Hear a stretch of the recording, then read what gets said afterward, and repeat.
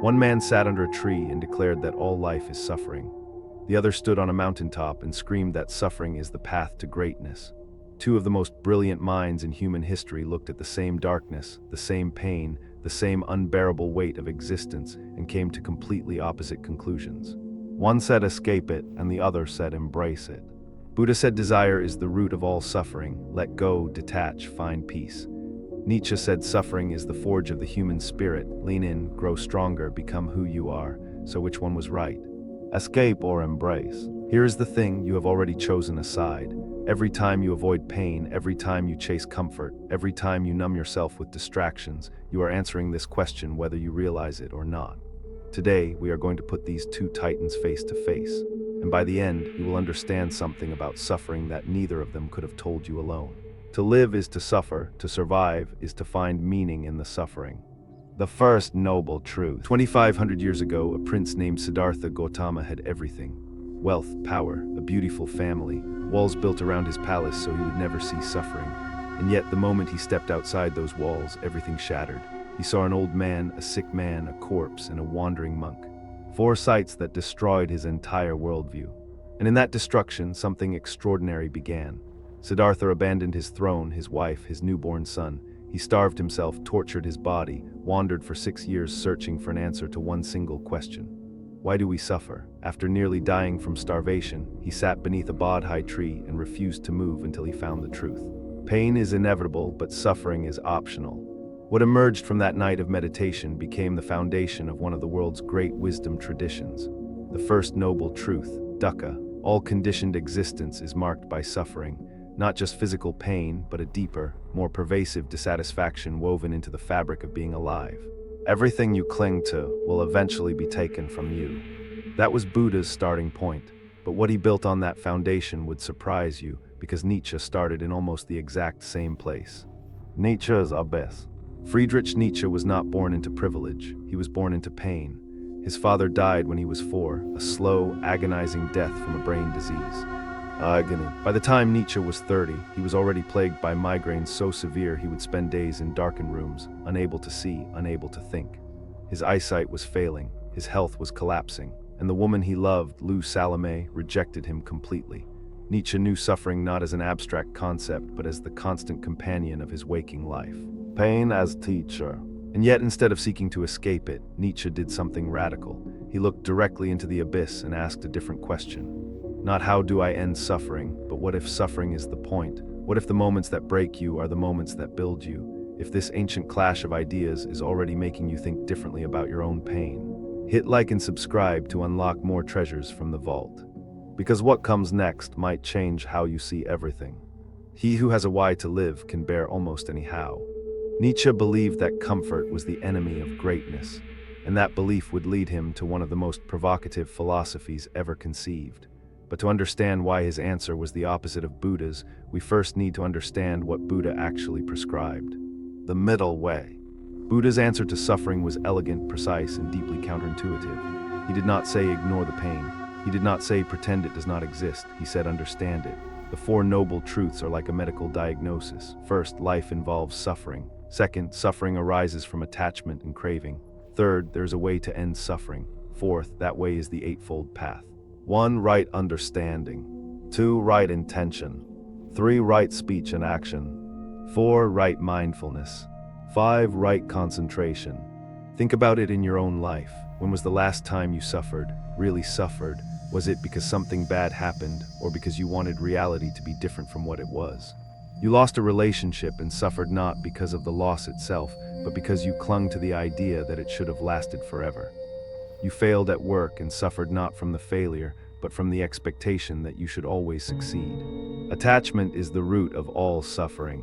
Buddha's prescription was radical detachment, not indifference, but a letting go so profound that you could experience life fully without being destroyed by it.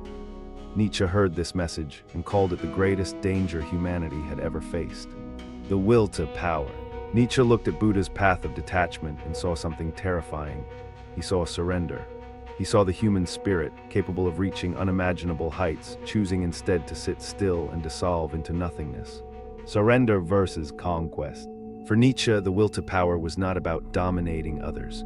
It was about the fundamental drive of all living things to grow, to overcome, to become more than they are. A tree does not stop growing because the wind pushes against it. The wind is what makes it strong. Suffering is not the problem. Running from suffering is the problem. Nietzsche argued that every great achievement in human history, every masterpiece, every revolution, every breakthrough, was born from someone who refused to let go of their desire, who refused to detach, who instead grabbed hold of their suffering and used it as fuel. Beethoven composing his greatest symphonies while going deaf. Dostoevsky writing his masterworks after facing a firing squad. The broken ones who refused to break became the greatest among us.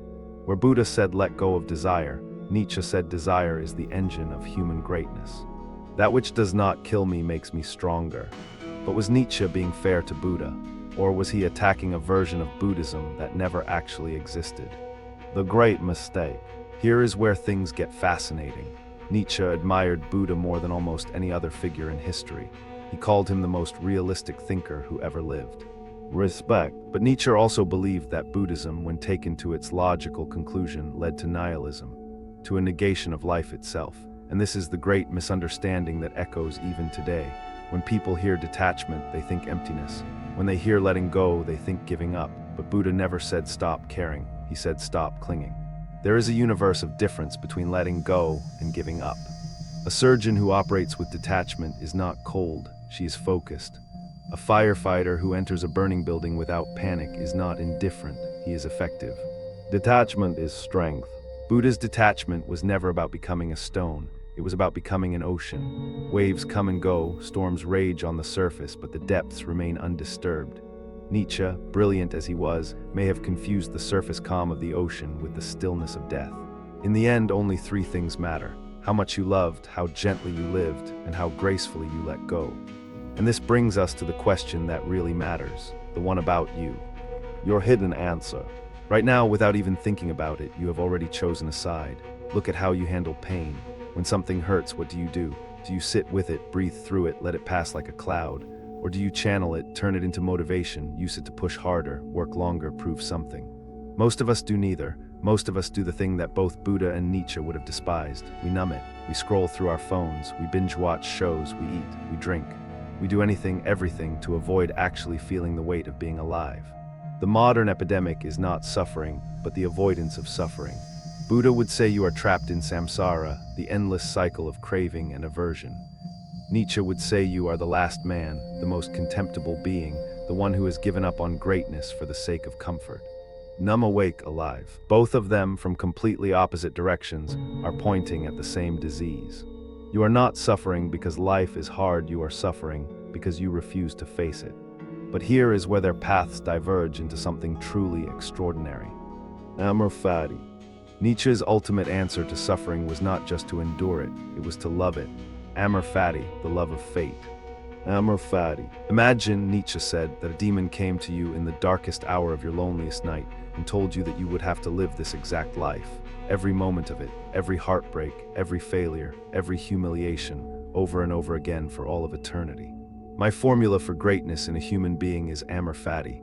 That one wants nothing to be different, not forward, not backward, not in all eternity. The weak person would scream in horror, but the person who has truly conquered suffering, the Übermensch, would say yes, not reluctantly, not with resignation, with joy. Love your fate. This is Nietzsche at his most profound. He is not saying pain is good. He is saying that a life worth living includes pain, and that the measure of a human being is not how much suffering they can avoid, but how much they can transform into meaning. The secret is not to wish for a different life, but to love the one you have. Buddha had his own version of this total acceptance, and it might shock you how similar it actually was. Nirvana's secret. People think nirvana means bliss, floating on clouds, escape from the world. That is one of the biggest lies ever told about Buddhism. The word nirvana literally means extinguishing, like blowing out a candle, but what is being extinguished is not life itself. It is the illusion that you are separate from it. When Buddha achieved enlightenment, he did not float away from the world. He walked back into it. He spent the next 45 years teaching, traveling, engaging with suffering, with conflict, with the full catastrophe of human existence. Enlightenment is not escape from life, but total immersion in it. The enlightened person feels pain, but does not create additional suffering through resistance. They experience loss but do not amplify it through desperate clinging. And here is the stunning parallel. Nietzsche's Übermensch loves fate completely. Buddha's enlightened being accepts reality completely. Both arrived at total acceptance through completely different doors. Different paths, same peak.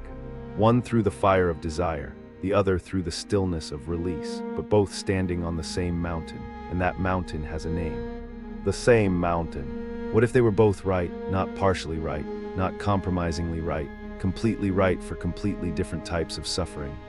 Both. Think about it, there are moments in life when you need Buddha, when you have lost someone you love and no amount of fighting will bring them back, when illness strikes and the only sane response is acceptance, when the world falls apart and the only way through is to stop resisting. You only lose what you cling to. And there are moments when you need Nietzsche, when you have been knocked down and the fire inside you says get up, when injustice burns and something in your soul demands you fight, when a dream calls to you and the only way forward is through the pain. Accept or fight. The wisdom is not choosing one forever. The wisdom is knowing which moment requires which response.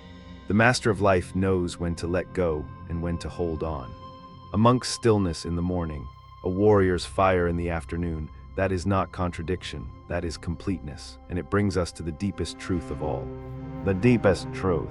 The deepest truth is that suffering is not your enemy, it is your teacher, and you get to choose the lesson. Suffering is the question, and you are the answer. Buddha did not run from pain, he sat with it until it revealed its secrets.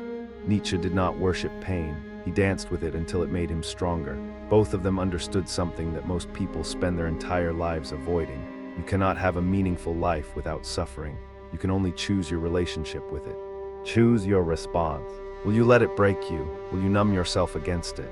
Or will you do what these two great minds did and face it with everything you have? The wound is the place where the light enters you. Every person who has ever lived a great life has answered this question. Not with words, with how they lived, with how they suffered. The question is not whether you will suffer, but whether your suffering will mean something. Right now, in this moment, you are being asked the same question that Buddha and Nietzsche spent their lives answering. What will you do with your pain? Two men 2,000 years apart, two completely opposite philosophies, and yet both arrived at the same destination, total presence, complete engagement with life as it is. Present, engaged, alive. Buddha found peace not by escaping the world, but by seeing through its illusions.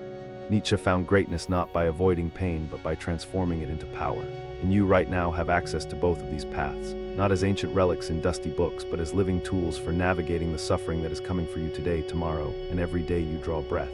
The next time life brings you to your knees, remember this. You have two choices, the stillness of the sage, the fire of the warrior. Both are sacred, both are powerful, both are yours.